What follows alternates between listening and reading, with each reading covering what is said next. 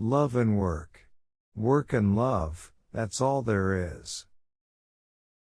Being entirely honest with oneself is a good exercise.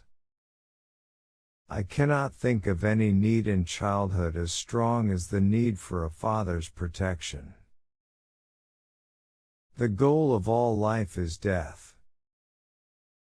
Most people do not really want freedom, because freedom involves responsibility, and most people are frightened of responsibility. If youth knew, if age could. I have found little that is good about human beings on the whole. In my experience, most of them are trash, no matter whether they publicly subscribe to this or that ethical doctrine or to none at all. That is something that you cannot say aloud, or perhaps even think. Flowers are restful to look at. They have neither emotions nor conflicts. The ego is not master in its own house. He that has eyes to see and ears to hear may convince himself that no mortal can keep a secret. If his lips are silent, he chatters with his fingertips, betrayal oozes out of him at every pore. A civilization which leaves so large a number of its participants unsatisfied and drives them into revolt neither has nor deserves the prospect of a lasting existence. The interpretation of dreams is the royal road to a knowledge of the unconscious activities of the mind.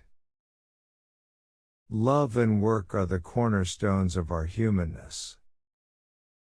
The great question that has never been answered, and which I have not yet been able to answer, despite my 30 years of research into the feminine soul, is what does a woman want?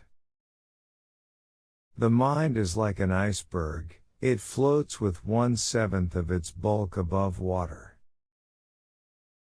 Civilization began the first time an angry person cast a word instead of a rock. The first human who hurled an insult instead of a stone was the founder of civilization. Men are more moral than they think and far more immoral than they can imagine.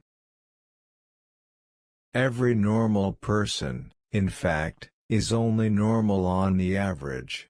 His ego approximates to that of the psychotic in some part or other and to a greater or lesser extent. Everywhere I go I find that a poet has been there before me.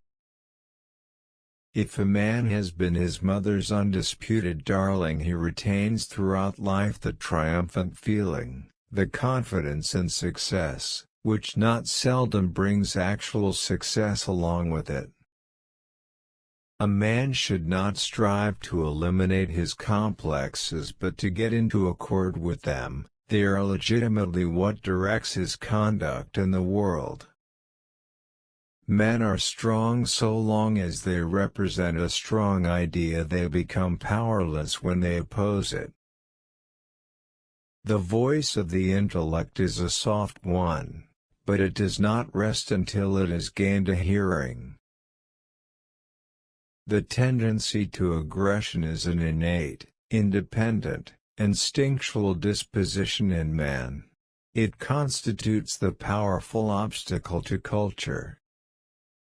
The conscious mind may be compared to a fountain playing in the sun and falling back into the great subterranean pool of subconscious from which it rises. Dreams are often most profound when they seem the most crazy. One is very crazy when in love.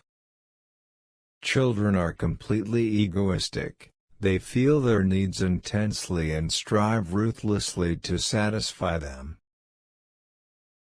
What we call happiness in the strictest sense comes from the, preferably sudden, satisfaction of needs which have been dammed up to a high degree. Where it was, their egos shall be. If you can't do it, give up. Just as no one can be forced into belief, so no one can be forced into unbelief.